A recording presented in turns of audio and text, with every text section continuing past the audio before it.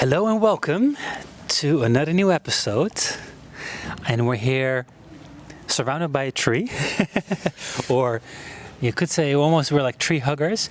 But this, I have to say, this is one of the most fun, cute benches I've been on in a while.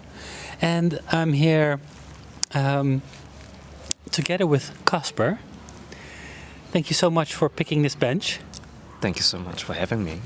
Very good. Another new episode about the good place, finding insights about what a good place is, in the physical sense, but also in life in general. And we're tucked away in this very cute corner in the heart of Amsterdam. And for those who don't know me, I'm Robin, but I quickly give the floor to my fellow bench sitter, who is Caspar.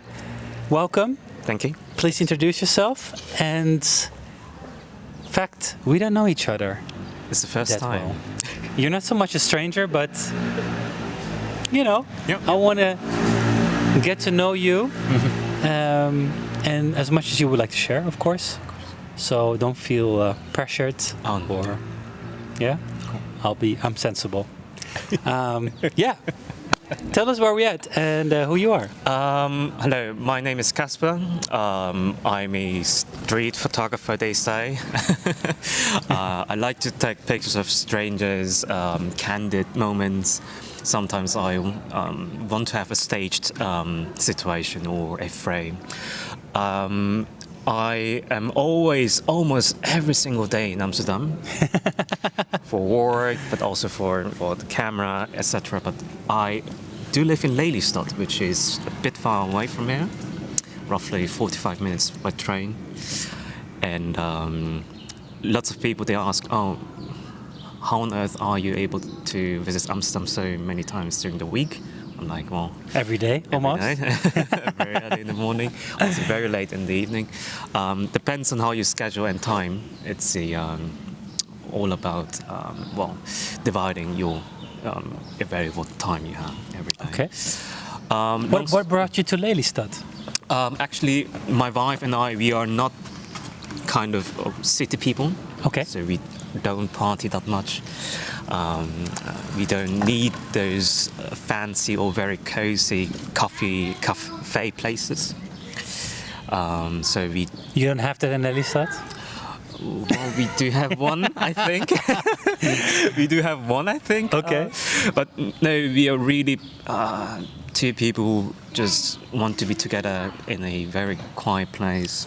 And we also live in a area in Lelystad where almost only older people live. Okay. I mean, lots of respect to them. You live in a elderly home? Kind of, yeah. Surrounded by, So, and also I think elementary school is just 2 minutes away from our house. So yeah, we just wanted to have a very quiet place. We looked at Almere, which is a very nice place as well, but then the financial budget didn't allow it, so we looked further and we set it up in Lelystad. Yeah. Okay. Because before that, where were you before?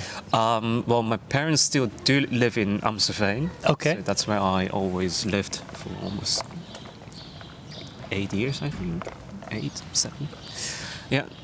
And before that, I lived also nearby Zwolle, which is also a small, tiny village during my high school time. Okay. But because you grew up in the Netherlands. Yeah. And are you Dutch? On paper, yes. On paper, I have a very reddish passport. But my parents are from South Korea.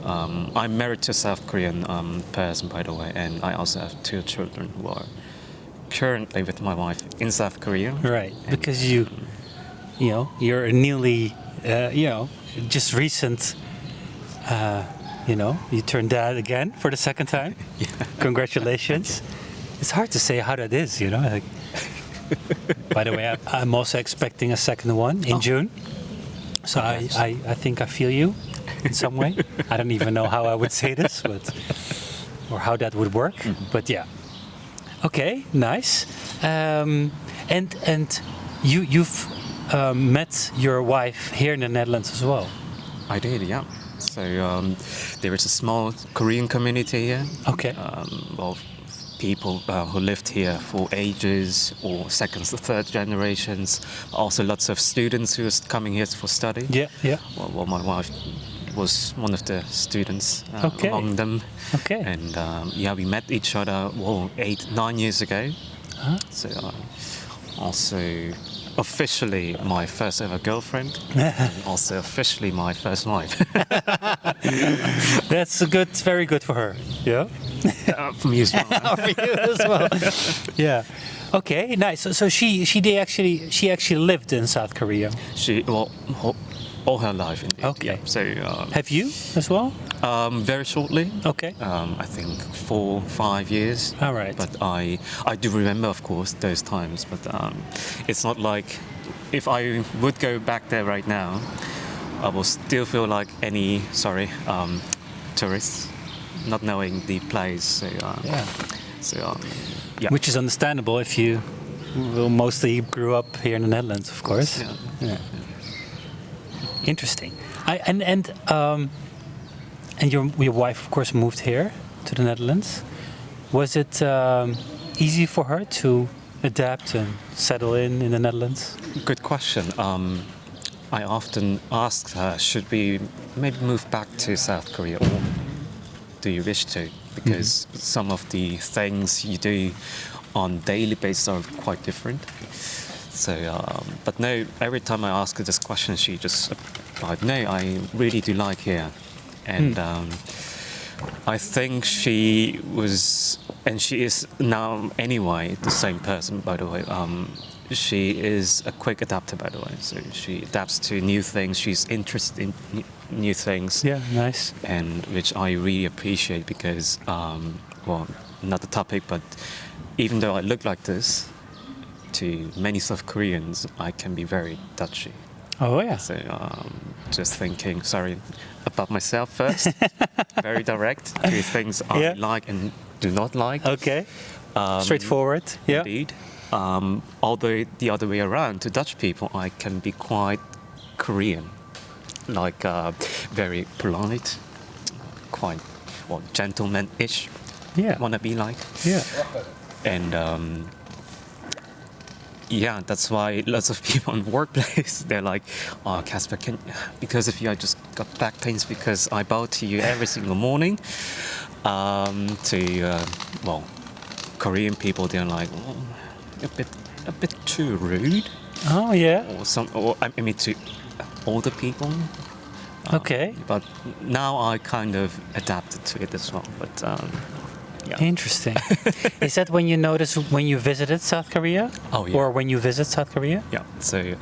Or within the South Korean community here? Actually, yeah, both the same. Okay. Yeah. Okay. So certain, how should I say, still rooted hierarchical. How should I say, those old culture in Korean societies.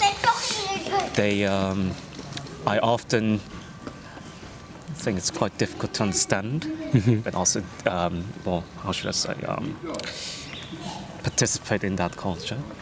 But nowadays, I'm more like, because I got 2 children, I think I got a bit loosened up, like, okay, it's okay. Understandable. Did your wife think you were rude? I can imagine she was having question marks on certain words, or certain behaviors. Yeah. She was like, well, not back then, but now we are married, have children. Yeah. She often asks to me, well, why did you do that?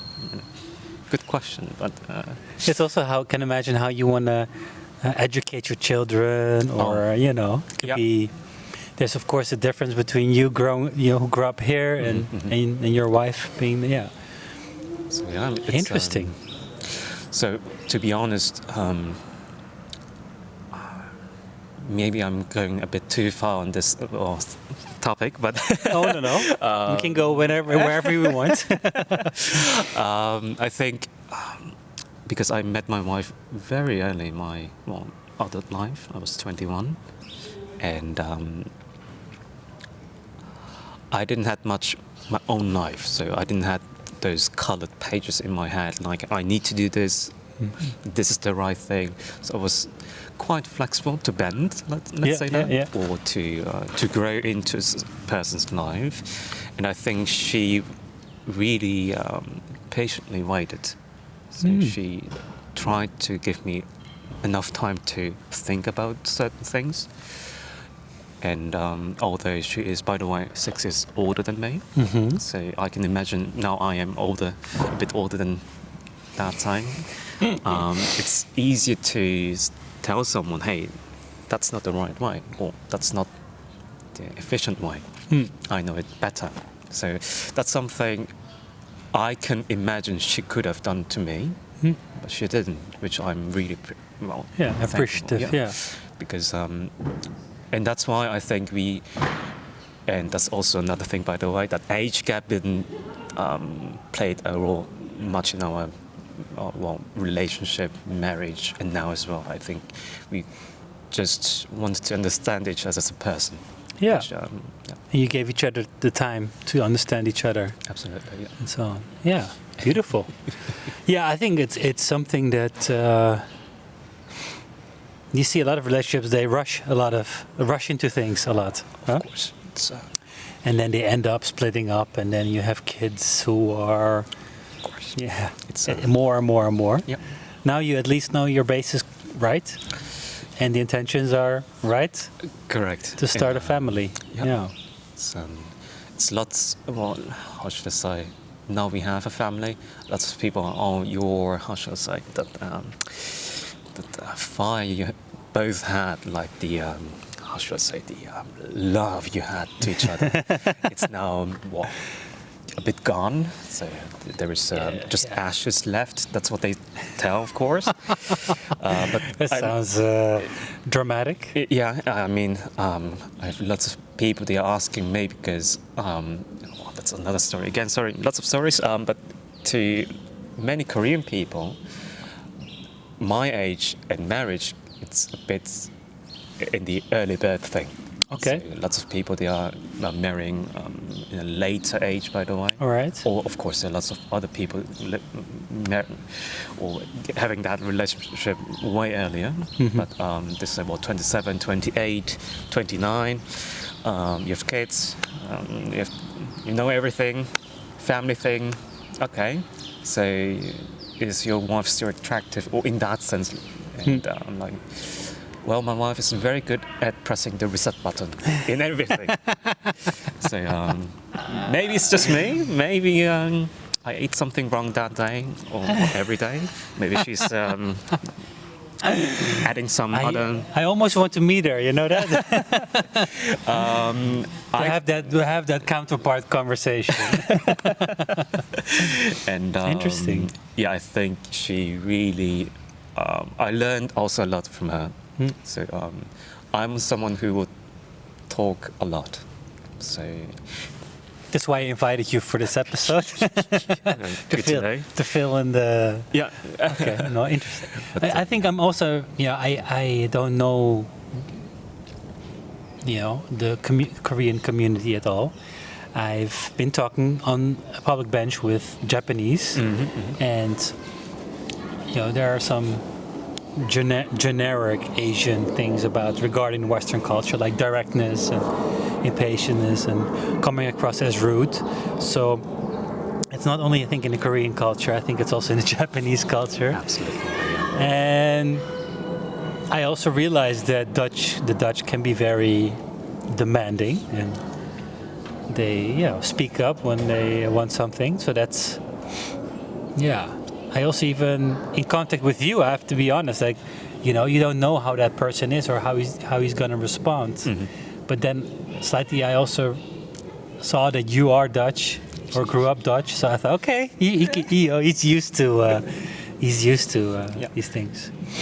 No, it's But coming back to your wife, she did adapt pretty well around here. Also because I think you have access also to the Korean community. So it's also easy to make connections and make friends, perhaps. Correct. Yeah. And so it's almost like a safe landing patch. Always. The backup plan, just in case. Yeah. Yeah. So maybe I don't know. Maybe I will ask you to cut this off. Who knows? But no, we don't cut in the audio. Cool. Should have warned you before. Now and sign you a contract, but yeah, I already signed it. So no. My father is actually a pastor in the Korean church in Amsterdam. Oh, really? That's why I have lots of access to people in the Korean community. Although I'm not that very active, to be honest. I'm just yeah. Your friends are mostly Dutch or international. Indeed, yeah, correct. Languages, so only one day during the week I go there to the church, seeing other people. Korean people. Nice. And then during the whole week, no, only my wife I'm talking to in Korean, but no, I barely meet some other Koreans. I mean, now I have 2 kids.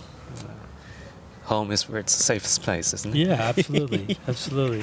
Yeah. And is it going to be Lelystad forever, you think? Good question. I think until a certain time, our kids are growing up there, I think that it's important to stick to one place, which I didn't have. I mean, it's not bad at all, but you went places. Correct. So I visited multiple places during my childhood. So that childhood friend, it's a word I really kind of miss in my dictionary, which I'm not sad about at all, but just that feeling like, well, yeah, if someone would talk about that, I wouldn't be able to tell a story about it. Yeah, just the thing, I moved because of my parents to different places, also in Germany, by the way. Okay. So that's why I kind of have that German humor kind of thing. I didn't start yet, but it might... Did you know I grew up in Germany, in Munich? Oh, Munich? Oh, Yeah. it's quite... So I've your sense of humor then. Let's say at least we can understand each other when that happens. We might switch to German at one point. Yeah. Okay, interesting. Yeah. Yeah. Okay, yeah, I can imagine. It's an interesting insight, that whole childhood friend. Yeah. It's But that maybe also explains why you are open-minded to meet new people. Perhaps. I think so. I try to adapt quickly to new situations and also to pick up new things and make it my own. And coming back to that Dutch-Korean thing, I think if someone would ask me, do you feel more Korean or Dutch? I might, well, I just picked the most interesting parts of both cultures, made it my own. And whenever it's beneficial to me, I'm using that one or the other one. Yeah, so if people would ask, what are you? You would say what? Hey, I'm Korean. Nice to meet you. I'm a guy. I'm a human being. Yes. If people would ask you about your nationality, you would say? I would say, well, I'm on paper Dutch. And then they are like having that. Yeah, like paper? What kind of paper? Yeah, come on, you know what I mean by that question. And then I'm like, yeah, I'm originally South Korean by blood. You can test it. Yeah. But now that the German thing is coming up, by the way. Okay. But yeah, that's... as long as you don't get an identity crisis, then... I know fellow Korean people who grew up here, they have that. I mean, that identity crisis, by the way. And whether they would say they're Dutch or they would say they're Korean, right? You're correct. Indeed. Because your wife would say she's Korean. She is, yeah. Yeah. And your children? I didn't ask yet. I must be the first person who is asking. Yeah. It's interesting. Yeah.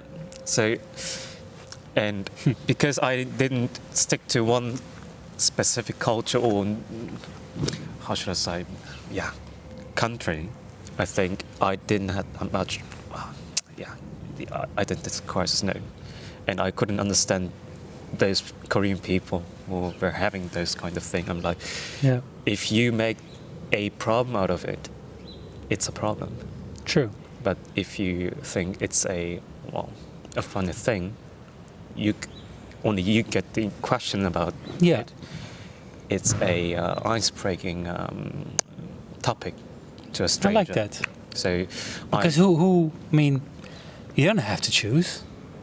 I don't need to. You don't need to choose. And it's all up to me to continue with that conversation with that stranger or anyone else. Yeah. Or just tell, hey, actually, good question. I am... Same on workplace, by the way, it's the same thing. I have a meeting with lots of shop managers, like fully suited, nice watches, very clean haircuts, working there as a manager for 15, 20 years. I need to give a presentation about something. Of course, this place, I mean, they're not taking you seriously at all. And why not? Well, they're always like, there's little kids, the new generation. Okay. That doesn't have to do anything with culture, it's just more your generation. Precisely. And then they are having that, very heavy air in that meeting room. A bias. Correct. Yeah. And it's an Asian person with glasses, with curly K-pop-ish hairstyle. Sorry, no offense. But then I start the whole conversation, or let's say that meeting, with a German joke, by the way. Sorry, if someone ordered Chinese, and they are like question marks, and then I have the intentions, and I can start the presentation. Wow. I sometimes use it to self-spotting, humor. Like, I'm not Chinese, I'm Korean. I should have ordered different food. Precisely. Nowadays, I can use that. Did you order Korean food? Now we have lots of restaurants around. I mean. But yeah, I mean... Yeah, the thing is, so people want... So this is interesting. People always want to put other people in a box. Absolutely. But they don't put in the energy to understand the box. Correct. Right? So they just make assumptions and they think, you look like that, so you most likely you're Chinese. Correct. And then I'm glad to be able to put to play the game alongside with those people. I know they are kicking you in that corner, and then whatever you do there to get out of there, they are indeed not interested. Yeah. But the moment you're like, hey, this is not a corner, it's just another place. Actually, didn't kick me, you just approached me. Yeah. Then the conversation, and then suddenly it doesn't become a box ring, right? It's also interesting, but because you grew up here, you might be able to deal with it better. I think that's true. That's also an assumption, but that's more like a self-made conclusion. Whereas somebody who moved here fresh, who of course is not used to the cultural differences, might feel offended. Correct. I mean, if someone would shout at me like, hey, Chinese, go back to your country, I'm like, I wished. I'm shouting back, I wished I can go back. Please give me the flight ticket. Kind of assertiveness you would have not learned if you would not grew up here. And to be honest, I always tried to figure out how can I hurt with words other Dutch people who are doing that. And my conclusion is Korean people, especially, they're bound to their country. So the word Korean is quite personal. Well, if I would call you cheese-loving Dutch man, you would like, okay, cool. But you don't feel that, how should I say, you're not getting offended by, maybe you are... No, continue. But Koreans are far more sensitive in that. Yeah. If someone would call me a Chinese, you're immediately going to that defensive mode. If somebody would call me German, whereas I'm Dutch, I would not feel that offended. Correct. No. Yeah. That's and I think that's what I realized by lots of kids who are coming here to this country, indeed, in a older age, and then they need to adapt to the new culture. They try to how should I say, split it up. Well, I think you're just building up. Yeah. So it's a. Would you say most Koreans are in a good place? I think it's a difficult question because it's very generalizing. But I think people, at least Korean people, who are currently living here and they're in a good place. Oh, I think it's good jobs. Good jobs, but also the make an income, make a living. The situation you are, the culture you're in, to learn far broader varieties of people. I think that's something you barely find, or it's difficult to find in Korea. So I think, in that sense, in a good place. Yeah, and then with Korean, we always tend to talk about South Korea, which of course there's also a North Korea, which gets hardly discussed or talked about. Well, the assumption is you're from South Korea immediately. Yeah. Well, sorry to my dad, by the way. If he gains 10 kilos, then he kind of looks like. Sorry. We joke about it, by the way. You don't have to finish a sentence. I get it. But in the same Kim family, by the way, there are lots of Kims, by the way, with different roots, but it's same names and. I mean, I joke about it. You're the only one who's allowed to joke about it. And I don't even dare to go there. Don't worry, Interesting. Caspar, you're also just making a switch of topic here. Is very talented young and talented photographer, and you're not only shooting birds and trees and so on. You mostly capture people, city life. Why is that? Good question, by the way. I know that you're also a good photographer. I know. I checked your page. I really love them. Really. I mean, real. I didn't pay him. No. Check him out, please. It's I ever started to take pictures of flowers in the city, like tulips in Amsterdam. Okay. I think the first ever post is about it. But I think in those 2 years I've practiced street photography, I was always looking for stories.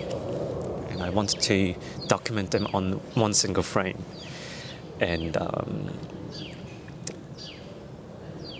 birds are full of stories. I know, lots of respect to them. I know it's way more technically harder to take pictures of birds than absolutely, and the lens. Correct. They are huge.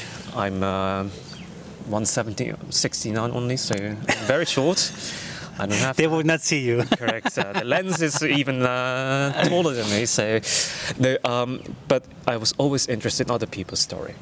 I always. And I recently started, not long ago, asking strangers on the street, "Hey, may I take a picture of you?" Yeah. And until now, so far, I got only one no, but very gently. Okay. It was a K-beauty shop in Amsterdam, by the way. Oh yeah. I was just walking by and saw that person, really nicely dressed. I needed to ask him, okay, "Hey, would you mind if I take a picture of you?" And he said, "Actually, I do mind. Sorry," which is so respectfully answered. Yeah. I mean, and I told him, "Hey, listen, I will come back, but because of my wife. She will order something." Nice. But yeah, also it's. So what are you looking for? Is it appearance? Is it how people come across? Like what makes you stop and capture their picture or story? It's a common term, by the way, in the street photography community, but that decisive moment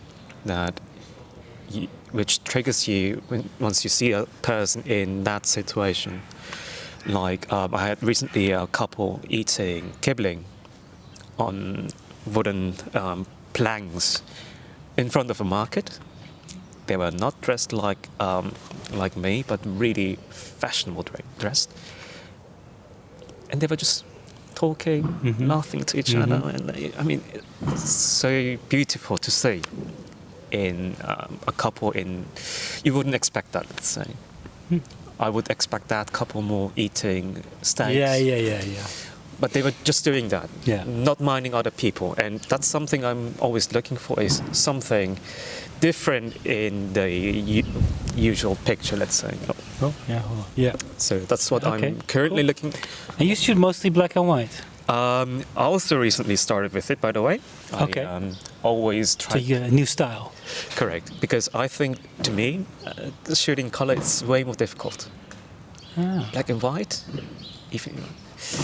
it kind of makes it more interesting than it. Yeah, okay, I get it. Yeah. So I want to. By the way, 2 days ago, I tried to shoot again in colors, but I'm like, oh. Okay. So you shoot in black and white? Currently, yes. Yeah. Okay. You don't. It's not imposed, done black and white. No, it's the. You shoot monochrome. At least the camera allows it. It's a color profile anyway. Yeah. It edits it most probably. Yeah. So, a nice camera over here. Oh shit. Yeah. Sorry. AQ3, by the way. Yeah. By the way, this is not a photography podcast, but for those who are into photography, that's a very nice camera. Thank you. That was first he got a kid, and then he's like, time for a new camera. Time for the next step in my life. Selling lots of. No. You have ambitions to become a professional photographer? I do. And nice. I wouldn't say no, because it's always a dream to do what you love to do in your life, but also to be able to how should I say, earn the bread and wine you like, or you need to eat. Yeah. Not every day, by the way. Wine is not good, but that's the thing. I mean, I don't need to be very rich. I don't need to be the guy who is flying always first class to do a photo workshop, but something. Firstly, indeed, to be able to take care of my family. Yeah. And secondly, I would be more also happy if I could inspire other people. Yeah. But that's a very generic answer to all this question. But I really mean it. I mean, I get really excited. I get the energy from other people who are saying, "Hey, Caspar, I saw your picture. I tried it. Yeah. It's difficult to do it. Yeah. How did you do that?" Yeah. For example, that's. And it makes you connect with people. Absolutely. That's why I also try to ask strangers. Yeah.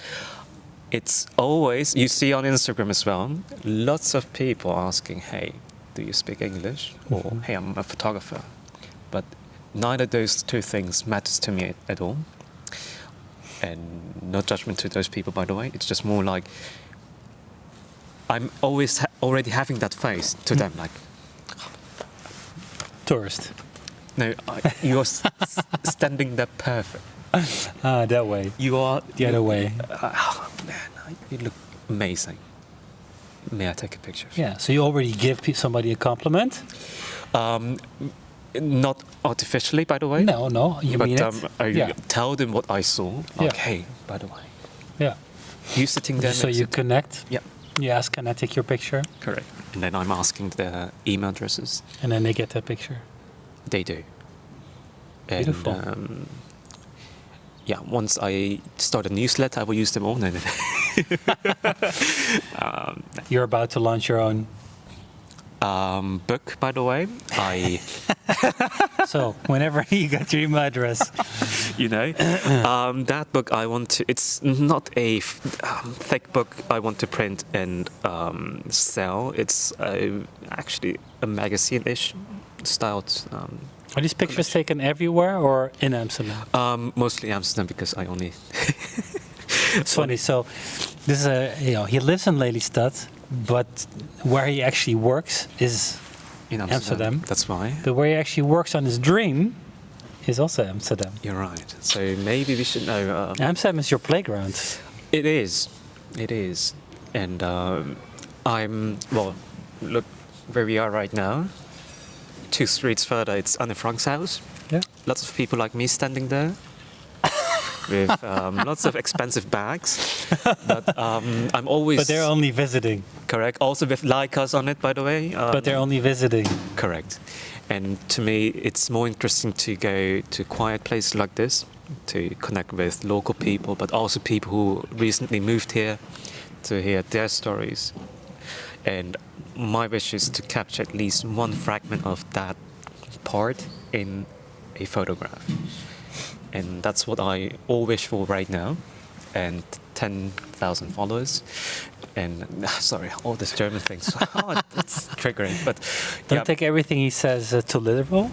Correct. And everything is a joke. Almost everything. Almost everything. I'm just making a very serious face whenever I make. But listen, there's something pops up in my mind. Yeah. As in, if we would need to title this episode, right? Sometimes I'm talking to somebody, I don't know, from Toronto to Amsterdam, from, I don't know, Seoul to Lelystad. What would the title need to be for you? From where to where? Is it from Lelystad to Amsterdam back to Lelystad? Caspar Gim? Good question. Now you might need to cut this one, by the way. I know. Okay, think about it. Yeah, very good question. Are you in a good place, Caspar? I am. With certain conditions right now, because my wife and children are not here in Amsterdam, but in South Korea. But if they would be here in the Netherlands, yes, I'm in a very good place. Regardless where I am, by the way, if I can be with my family, that's the most important thing. Beautiful.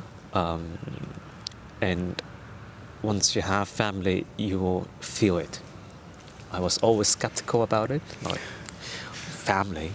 Don't be so emotional, but it really, it's like sparkling feeling within your body. It's difficult to describe. It's difficult to explain, but I would put that into the words love, happiness, good place indeed. That's what these kind of feelings might fit into. And then it doesn't matter where you live. Precisely. It really depends on with who you are. Even though you're alone, maybe that's also fine. But for those who have families, I think that's the dinner table. I think that's the best place to be. Yeah. That's that's the place I would always go back to, the dinner table. Nice. Where my children are throwing food because they're still very young, not knowing what it might be. My wife asking for help, just looking into my eyes. Come on, Caspar, come on. Do something. On my phone, oh yeah, you're right. Yeah. But that's, beautiful. I can absolutely resonate with that. Yeah. So we can shake hands on that one. Absolutely. A very cold hand, by the way. That's why I'm like this. By the way, like this. Yeah. We're at the end of the episode. I can feel it. I can. You don't have to be that cold anymore. Do we want to still think what the title should be for this episode? Or you need more time to think about it, and then we're gonna close off. I think the title I would give to this episode would be "We Are Not Strangers Anymore." But from where to where? From Korea to the Netherlands. Yeah, I think that's broad enough. I think we cover everyone, right? Covers your entire family. Yeah.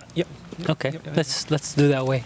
Yeah. I mean, nobody decided to do it on cities, so why not make an exception and do it on countries? Oh, I didn't realize that. No worries. Good. Lovely people, thanks for watching and listening to this episode. Please follow us on the designated channels like YouTube, Spotify, Apple Podcasts, and Google Podcasts. I'll add Caspar's beautiful Instagram account to this channel, and please follow him and support him along the way.